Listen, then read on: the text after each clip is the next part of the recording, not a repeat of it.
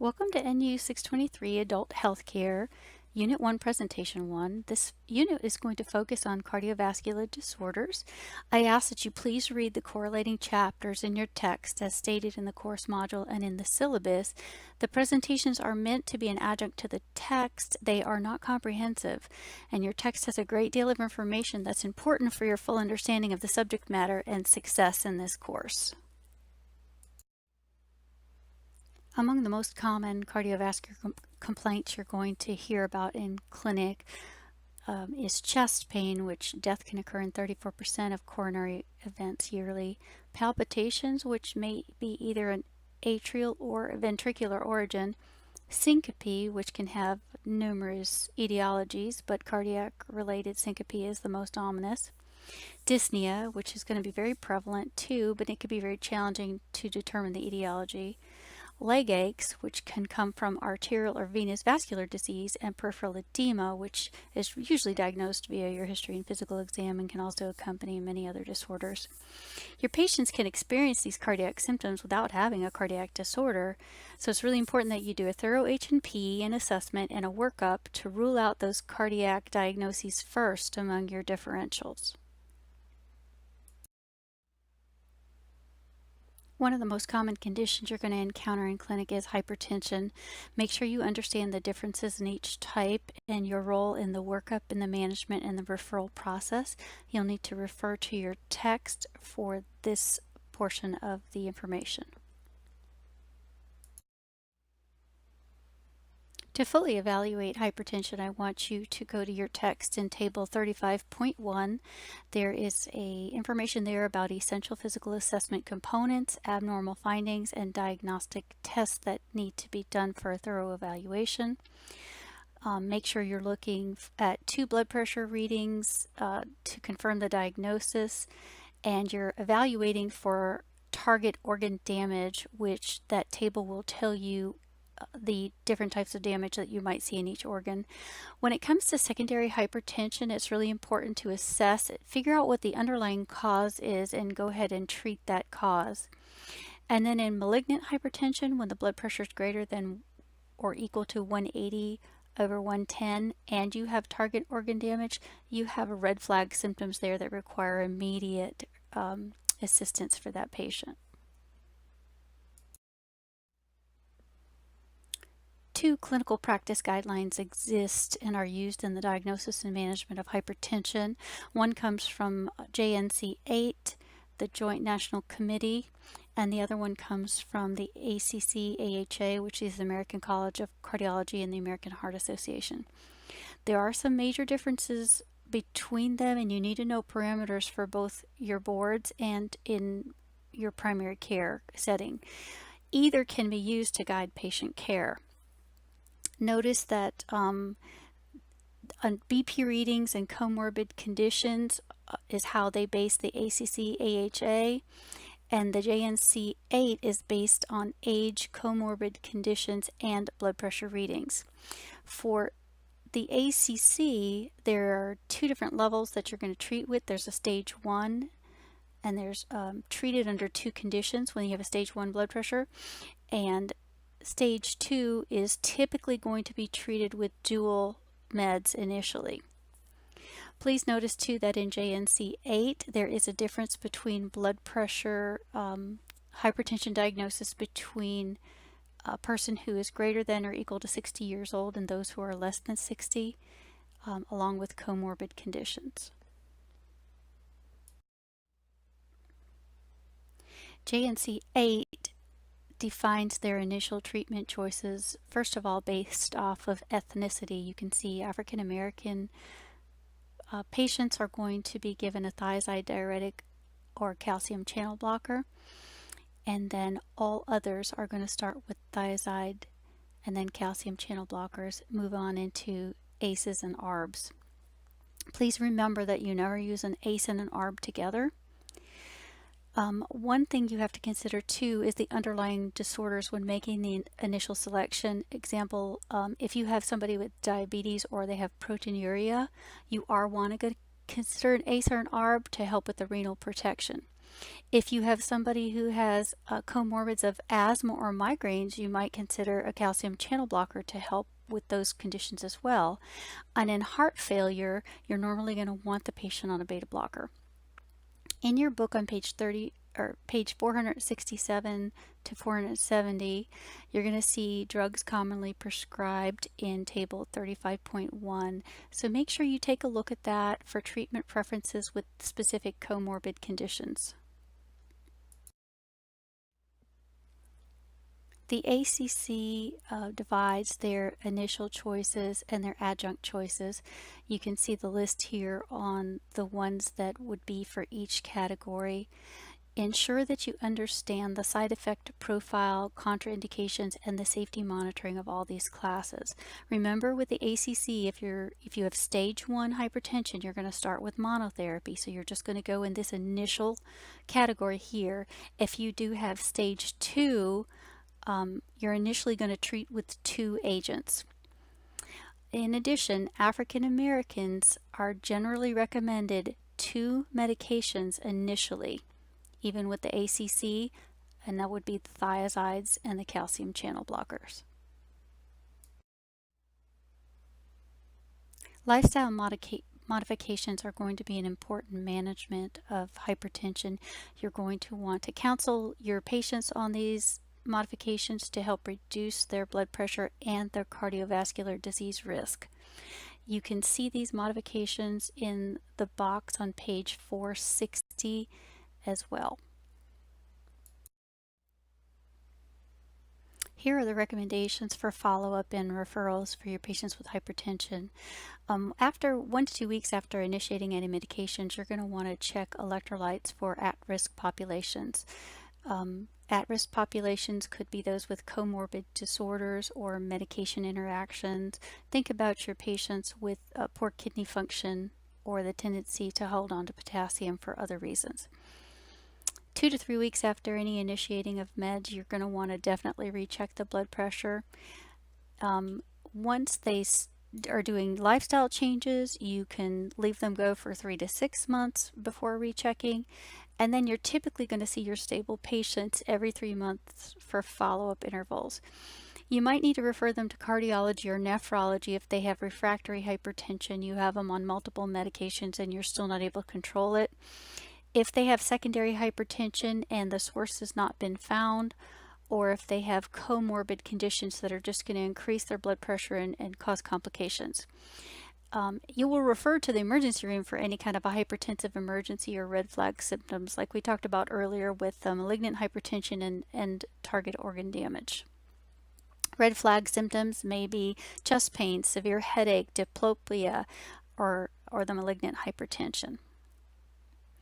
One thing I just want to tell you too, it's very prudent to prescribe the exact amount of medications needed until the scheduled follow-up, or you may have patients that may not return for that appointment. Let's say you gave them a year's worth of medication and you just started monohypertensive medicine at this visit. They may not come back for that follow-up, so don't make that mistake. Give them enough to get them just to the next visit so that you can monitor that properly. Remember, your name is on it.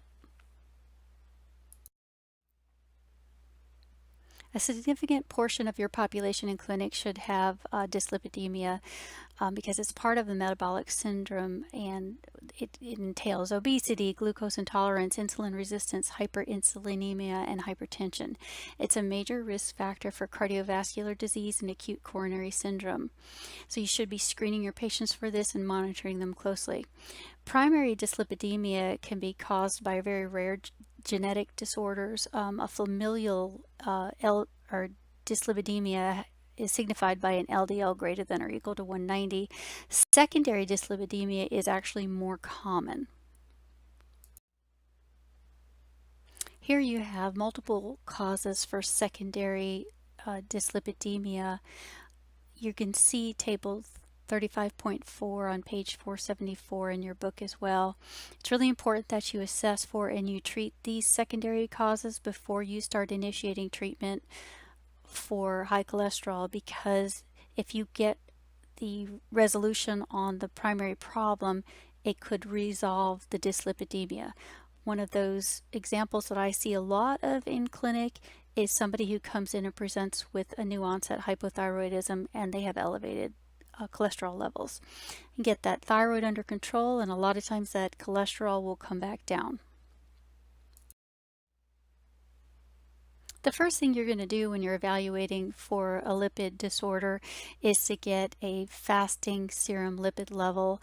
ACA/AHA guidelines suggest your total cholesterol should be less than 200, triglycerides less than 150, HDL greater than 60.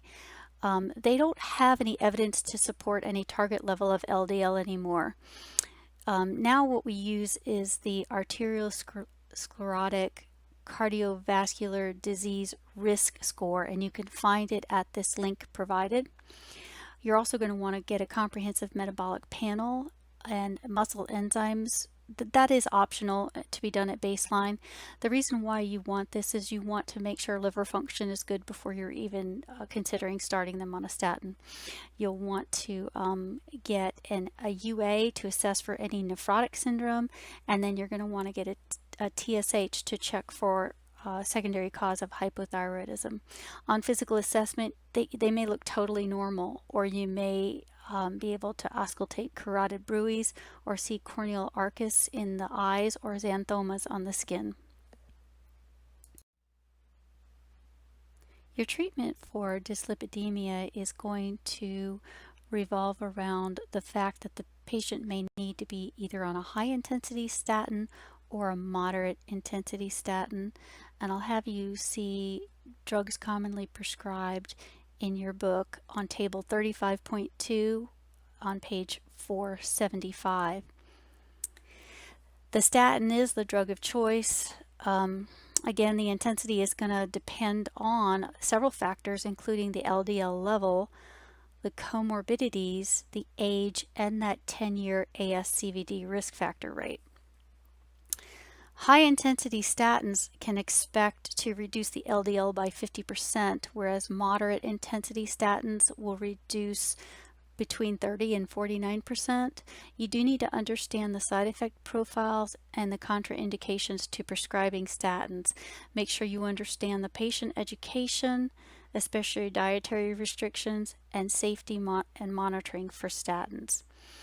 If you have triglycerides that are very elevated, you will not be able to see an LDL score on your fasting lipid profile because they just can't calculate it. And you might have to work on getting the cholesterol level down and the triglycerides down and then repeat that to get an LDL. And it's very self-explanatory here on the chart who gets a high intensity statin and who gets a moderate intensity statin.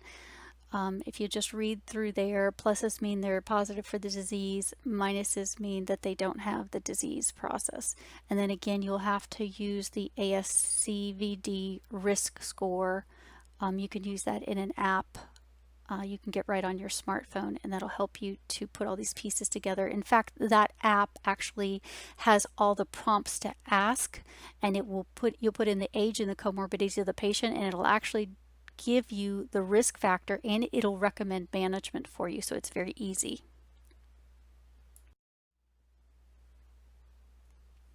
Sometimes your patient may be non-therapeutic on a statin alone, or they're intolerant of statins. Make sure you understand the effects of rhabdomyolysis or myositis for your patients on statins, something you need to be looking for at each visit. So non-statin medications include fibric acid, but it cannot be combined with statins due to an increase in the rhabdo or the myopathy. Some can be given at reduced dosages. You just have to consult a prescribing resource that can do an interaction between the two. If you suspect a statin intolerance, what you can do is temporarily discontinue the statin therapy, decrease the dosage, and then re-challenge with 2 or 3 different statins of differing metabolic pathways. And you could even dose them intermittently, like 1 to 3 times a week, dosing of longer half-life statins. And I'll let you just read these on your own, the non-statin medications, and then the lifestyle modifications that need to be done with your patients. They need to understand that it's more than just taking a pill. They have to do some work on their end. Your book doesn't deal with hypertriglyceridemia, and AHA does not make any direct treatment recommendations when there's moderate elevations. Instead, it suggests that you treat the patient based on the cardiovascular disease risk and the LDL levels. Again, as I said earlier, if you have very high triglyceride level, you're not even going to be able to get an LDL level on your serum lipids. But statins can reduce the triglycerides by 15 to 25%. So there are groups where you would use a moderate to high intensity statin, and then there's moderate intensity statins based on the age ranges and the LDL level and the fact that they either do or do not have cardiovascular disease already or diabetes. Fibric acids can be used as well, and fish oil. They can actually be used together with the statins, and fish oil can actually decrease your triglycerides by 50% when they're used together. Triglycerides greater than or equal to 1,000 is called chylomicronemia, and this is when your patient has a big risk for pancreatitis. So if you have triglycerides that come back in this level and your patient is symptomatic, these values would require hospital admission. When you have high triglycerides and your HDL is low, you can automatically assume that your patient has insulin insensitivity. Your triglycerides are going to be elevated with a high carb diet, so that's why it's very important to monitor these on your diabetics. Sometimes you'll know that your diabetics are eating too many carbs just by the triglyceride level. So to follow up your patients who are on pharmacological treatment, some sources say you can recheck the lipids every 6 weeks if they're not in goal. I have usually seen this be more every 3 months. Once they're stable and you have them at a goal and they're tolerating the medications, you can monitor them every 6 to 12 months. You want to monitor for adverse side effects, intolerance of the treatment, and then any liver problems and the rhabdomyolysis. If they are just doing lifestyle management as an initial treatment, you can let them go give them a trial of 3 to 6 months to see if they can bring it down on their own. You would refer to cardiology if they're refractory to treatment. Refer to endocrinology for familial dyslipidemia. Remember, that's if their LDL was greater than equal to 190 right off the bat. Or you can refer them to a lipid specialist if they are on 2+ meds needed for triglycerides.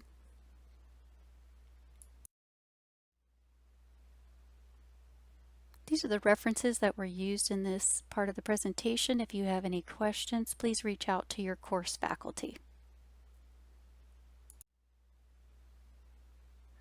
If you have any questions regarding the content of this presentation, please reach out to your didactic course instructor.